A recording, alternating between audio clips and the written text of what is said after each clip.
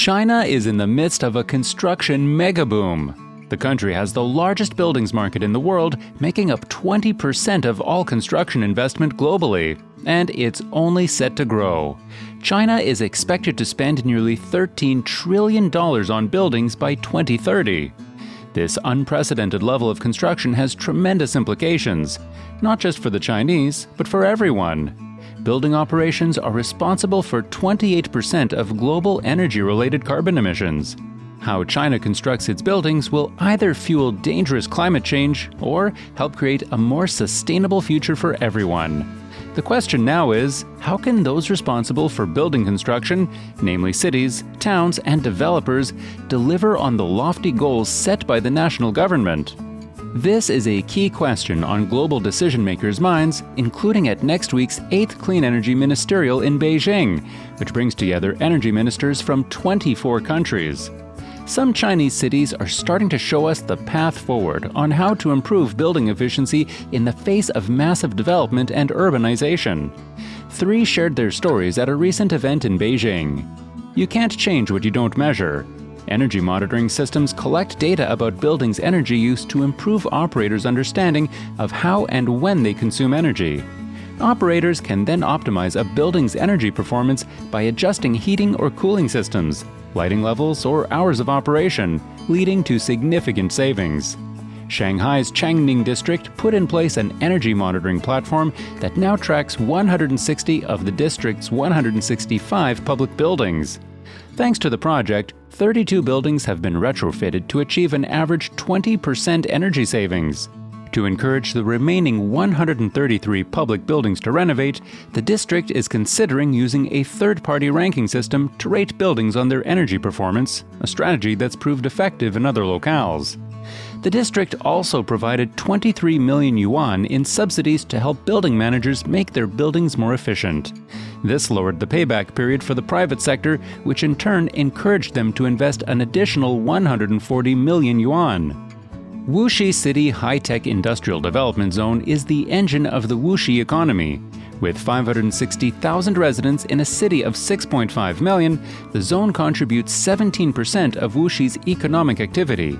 But the zone's economic output also comes with outsized energy demand from buildings housing factories, offices, and other facilities. To drive the construction of energy-efficient buildings, Wuxi issued an innovative investment guidance policy in February 2016, incentives for buildings that meet criteria under 2 green building certification programs, LEED and China's national 3-star rating system. Buildings that achieve the highest green building ratings in either certification program receive 500,000 yuan from the district government. Buildings with the next highest level of certification are eligible for a 200,000 yuan incentive. Similar incentives are in place for the use of heat pump technology, solar photovoltaic systems, and other energy efficiency and renewable energy technologies. While it's still early to see the full impact of this incentive program, Wuxi is clearly leading by example.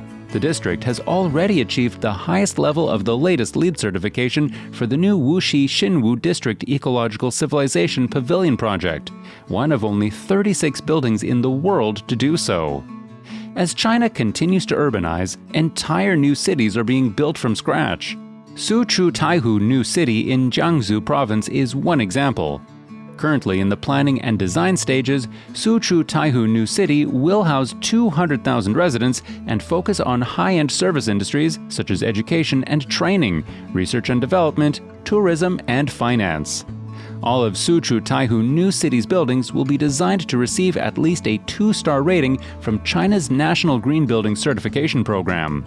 The city will also boast a green building demonstration area, constructing several projects like zero-energy schools and monitoring their energy performance. Suzhou Taihu New City will be completed in 2020.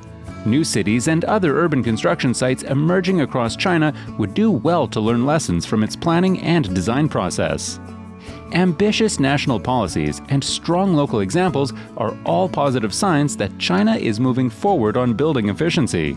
But its cities still face several challenges: comprehensive urban planning, implementing policies and regulations, deploying available energy efficiency technologies, and developing effective business and financial models. There are immediate opportunities for China to bridge the gap between its green building ambitions and implementation. First, the Building Efficiency Accelerator, or BEA, a global partnership coordinated by WRI, provides opportunities for cities to showcase examples of innovative building efficiency programs and to connect with global technical experts to take local action. Chinese districts that join the BEA will be able to tap into this expertise and use the platform to share their leadership and successes. Second, cities in China and in all countries around the world will be more successful when their national governments build support for action at the ministerial level and equip them with the necessary financial and technical support. Energy ministers can demonstrate their support for city-level building efficiency action at the Clean Energy Ministerial, raising the urgency and visibility of this too often invisible action, reducing the energy consumption of our buildings. China's building sector faces a historic window of opportunity. It can either decarbonize or it can drastically exacerbate the climate catastrophe. But China is certainly not the only country at a critical crossroad. Construction is increasing around the world, with the global construction market expected to reach $12.9 trillion per year by 2022. China has the world's largest buildings market and thus great potential for zero-carbon buildings.